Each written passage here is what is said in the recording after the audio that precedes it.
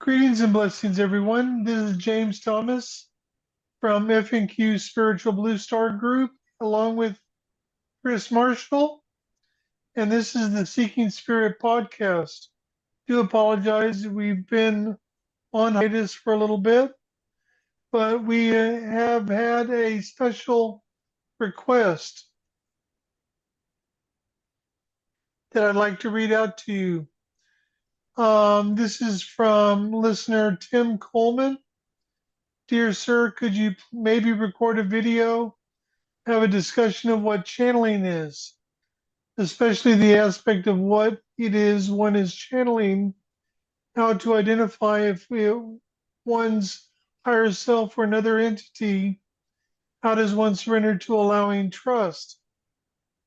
Now, I thought this was an interesting topic because I don't recall anyone ever actually discussing this sort of topic before. And so Chris and I are going to speak about it, but I thought it'd be a good idea to start more along the lines of where it began and things of this nature. Now, back in the late 1800s,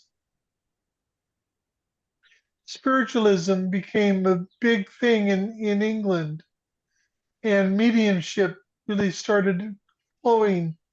Now, mediumship is different. However, it can be classified similar to channeling because they are connecting with those who have crossed over who are in the near realms. But as far as I'm aware, the first actual channeler, now there is, channeling goes back a very long way, back over 1,000, 1,500, 2,000 years ago.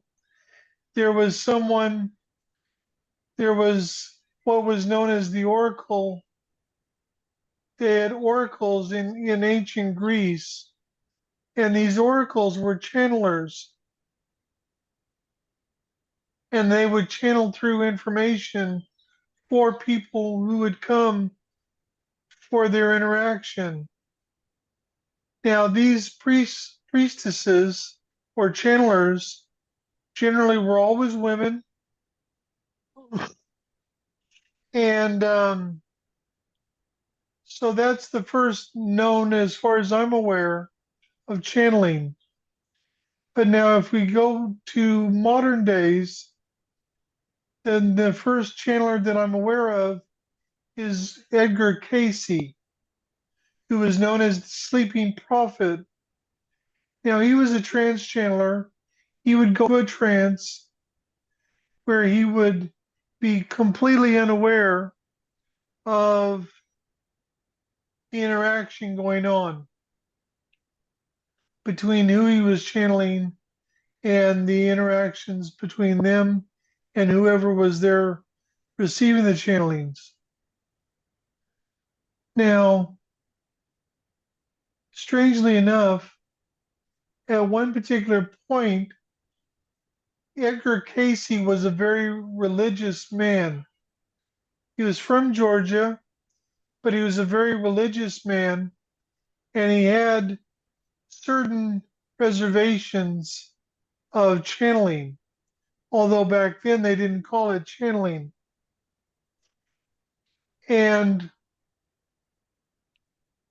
he stopped doing it for a while, and then he lost his voice, and he couldn't speak at all. So one day, his friends came to him and said, "Look, what you need to do is go into your trance and let's see if we can figure out why you've lost your voice." So he agreed to do this, and he did it.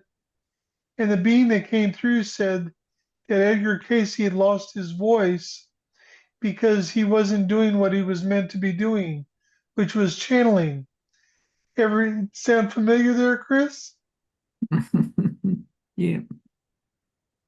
So he continued channeling, and many of his channelings about healing, health, Atlantis, things of this nature, are are accessible at the ARE Foundation or the Edgar Cayce Foundation in Virginia Beach, Virginia. So in the 70s, now he passed away in 1945. During World War II, he had this strong desire to assist people. So whereas he should have only been doing one or two readings per day, he was doing upwards of 10 readings per day for people whose husband or son or loved one was in the war. And so he passed away in 1945. Then, as far as I'm aware, I'm sure there's been others, but the next one that I'm aware of was Jane Roberts in the 70s, and she channeled Seth. She also was a trans channeler, and many of the channelers in the 70s and into the 80s were trans channelers, and many of them were women. Hmm. Starting in about mid to the latter part of the 1980s, it kind of switched from trans channeling to conscious channeling. Now, the difference between the two, trance channeling is where the soul leaves the body completely and another being comes into the body, takes it over, utilizes the voice, and shares whatever it is that it wants to share.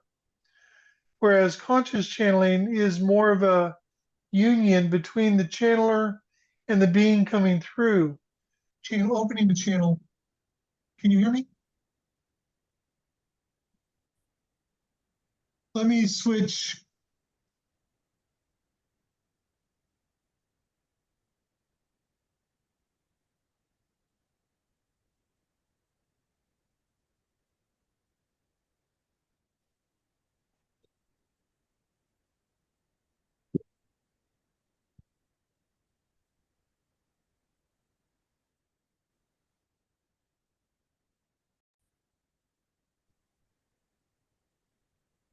Yeah, how's that? That's better. Okay. The other ones kind of go in and out a little bit. Mm. So, trance channeling is where you leave the body and an entity comes in and takes over the body. Whereas conscious channeling is where the being that's going to speak through you connects to the crown, third eye, throat, and heart chakras. They don't fully take over the body. Now, like I said, the change of this happened in the mid to the latter part of the 1980s. I personally started channeling in 1989. When did you start channeling? Oh my goodness. It would have been, I did your Blue Star course in 2017. Yep, And then I did your How to Learn to Channel class in 2018. yep. So it would have been through that I started. Now, So how did you begin to determine who you were channeling? I didn't know who I was channeling at first. And then I would get the feeling that I knew this being. I could never get a name for a start. And Mm. then eventually a name came through. So there had to be a build up of trust Oh God, between yes. me, between me and who was wanting to speak through me. So it took a while to build that trust. Initially, the very first time I actually channeled, I came out with one word. And that's all it was just one word. And I was so surprised by this just one word that I thought, oh my goodness, and of course it broke the connection because I was so excited about this I know, 9 years. yeah. But it's the trust is the important thing that, but apart from that, in order to realize that the messages you're receiving are for you to actually channel, there must be those rules that are set so that only Correct. those beings that are supposed to come through you are able to. Those universal rules. Without them, you've got no control if you Very allow true. yourself to And be and open. and the Mm. rules that she's speaking about in August of 1989, I lived in a little town called Bonnie Lake, Washington, in Washington State. Bonnie Lake is up on the hill just outside of Puyallup, which is just outside of Tacoma. And about 2 or 3 nights a week, I would go into Tacoma to a friend's house and we would do spiritual work. Now, at that time, I had not done any healing work, I had not done any channeling. One day, I was asked to go within, and I was worked with by archangels Raphael and Gabriel, and they spoke through me for the first time. The first thing that they taught me is that I had to learn to set my rules. Now, the way they described it was I needed to set my rules before I did any spiritual work of any kind. So, before I did any channeling, healing, anything, readings, anything. And so, the rules that they gave me to speak are as follows: I command in the totality of the Lord God, Goddess that I am, that only those beings of light who are here for my highest and greatest good are allowed to communicate to me, through me, or be around my energy field. So be it. So when I teach the opening to channel class, which I've got a class every Tuesday evening that I teach, that's one of the first things I teach someone, and they have to write it down. Now I know it by heart because I said this every single time I did anything spiritual for 23 years. And then finally, one day they came in and said, it's set in stone, you don't need to say it anymore. And of course, I did it for another 6 months because it was such a habit. Mm.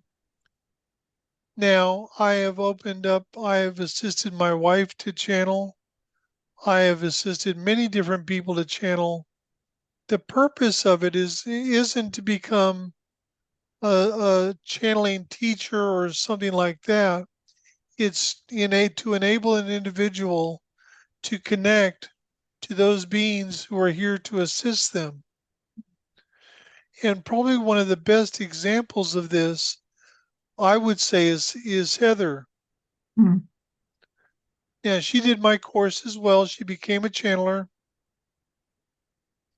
She regularly, several times a week, channels, records it, and then she transcribes it. And it has opened up so many doorways for her and has enabled her to gain such a tremendous amount of clarity within herself. Now, that's one of the main purposes is to create a more of a connection between the individual and those beings that work with you. Now, because of the time frame we're in, most star seeds are being assisted more and more by what we would term true family members. So their insight and their guidance is vitally important. But you see, when I was channeling El Shaddon, his main focus was on trust and faith for yourself, trust and faith in spirit. So when you begin to channel, when you open that door, unless it's a situation where they literally assist you, as they did in my case, but they did in my case because that was set up before I was incarnated, before I was born. So if you have someone teach you how to connect and assist you in learning how to connect, it's about building that trust. Because you see, you've got to build that trust between yourself and those who are going to speak through you. mm, Because you see, you're increasing your vibrational frequency to meet them halfway. yep, They're descending their energy to meet you halfway.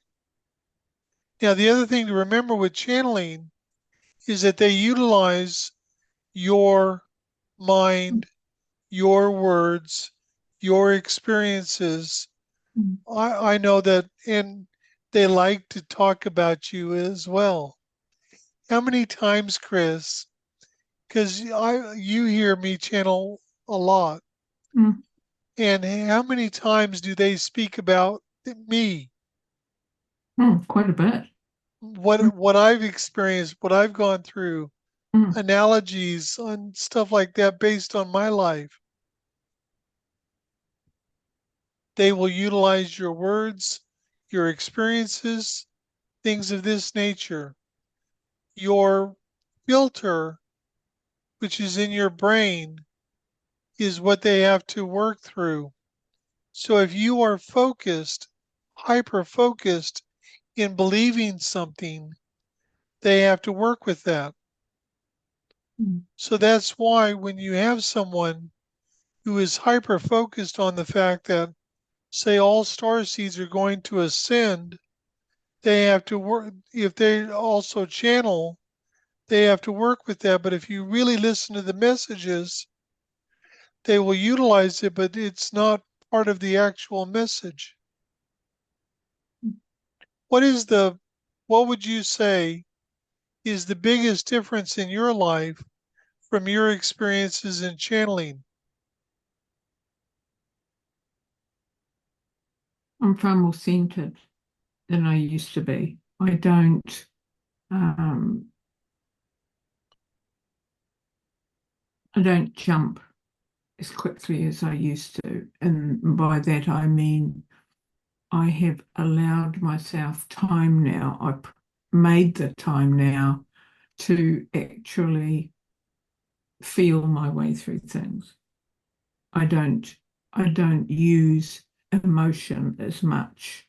I use feeling. That sounds strange that the emotion and the feeling, but for me emotion is more mental and whereas feeling is more heart-based. So I try to live my life more through feeling. Does it feel right? Does it resonate? I use my intuition, something that I used to use from when I was young, but never truly understood what it was. Where you get a feeling about somebody or something, and without even knowing it, you were actually receiving guidance then. So for me, the channeling, the difference is actually being far more open than I used to be. Whereas I used to be far more closed because I was unsure and guess basically didn't have enough trust in myself. So the channeling has opened that up for me. I'm far more allowing of them to connect with me. And I now, when I first started with what I could, because I didn't know anything about it, it took me a little while to realize that what I was feeling around me was the energy of spirit. And once I understood what that feeling was and grew to um, could feel it in different times, different parts of my body, I actually allowed myself, I took down those barriers and allowed myself to be open enough for a being to actually come through. But that's And trust. so, in your opinion, what is one of the most profound differences you found in your life through because of channeling? I don't try to control as much as I used to. I have faith that when I receive a message and I discern it, that's what I'm to go with. And I actually have the courage now to continue with that. So for me, it has made my life far simpler than it used to be. And I don't say easy, I say simple, because there's that relationship I now have with spirit. I personally don't think it's ever been easy. Um, it's like Tim was asking, how do you know, who they are and stuff like this. One of the things that I discovered for myself was the fact that I would ask, who are you? We have this strong need or desire for labels. So it's like, who are you? Things of this nature. And then one day I got the message, shall we say, and I realized it wasn't about getting a name, it's how shall I refer to you as? When I realized the difference, I realized that it didn't have to be as complicated as I was making it out to be. Because the thing is that 99% of the time, they can't give you their actual name because it's not pronounceable in Earth languages. Mm. It's very different. So they give you a name so that you know what to refer to them as, so that you can communicate with them. Now it takes time and practice, like anything else, to build up, as Chris was saying, that trust, to build up that communication, that interaction. And sometimes you can also tell the difference between a being coming through and then a different being because you can feel the difference in the energy. Correct. So it might be you may realize that, oh, this is somebody different. And then when you hear the message, if you've recorded it or if you've written it down, you may be a channeler who has to write things down as opposed to speaking. Or when I first started, my messages weren't audible. My messages I received within. And so what I had to do was when I finished, I had to write down the message I received. So I'd ended up having to ask them to make sure that I remembered the message because initially I would hear the message, but then afterwards I couldn't remember what it was, not all of it to write down. So I had to ask them to do that for me as well. And then slowly it changed from being able to hear or feel the message within to actually being able to channel audibly, in which case I could record it. And I It's very write it fascinating. down. It's very fascinating. Wendy came to my opening a channel class in Wellington Mm. in person. Okay. So we're talking 2015, 2016. She's still in the class now, the online class. For the longest time, for years, she never channeled verbally anything. And then one day she started channeling, but only in light language. Mm. Now, when that happens, it's a little bit different because you really have to pay attention in order to get a sense of what's being said in light language. But it still comes back to trust. Mm. It always comes back to trust. So it's very important to remember that channeling, anybody can channel, any starseed can channel. but they've got to go through the correct process of doing so. For many people that have taken the class, no one has ever channeled straight off the bat. Mm. It's always taken us several weeks of connecting and feeling the energy and allowing and Mm. having building that trust to get to a point that allows that being to speak through you. Provided you've got out of the way. Correct.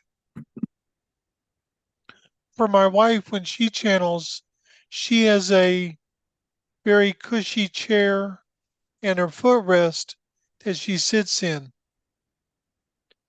I just go off somewhere, probably training, because I love training anyway. So, but there is another form of channeling, which is automatic writing, which is where you get out of the way and it's channeled, but instead of you speaking it, you're typing it.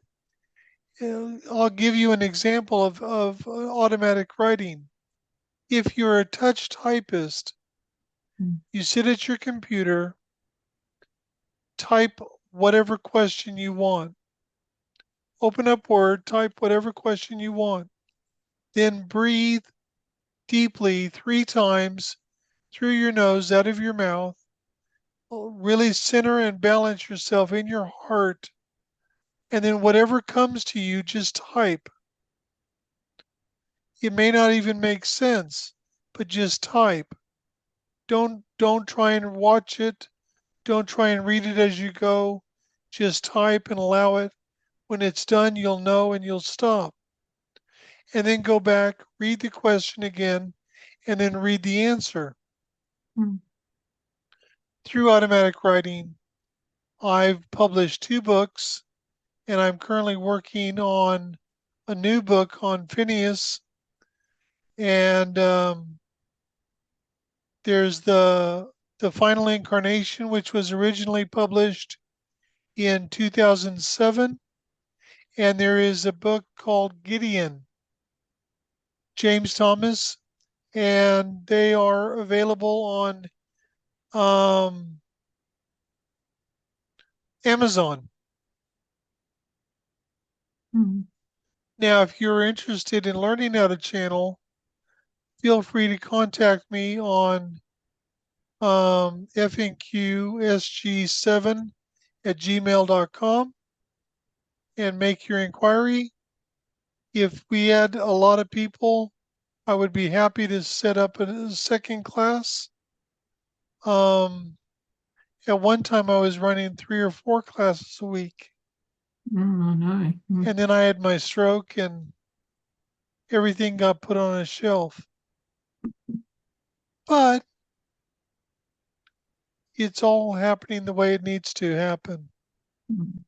So I hope this gives a more clearer picture about channeling and stuff like that.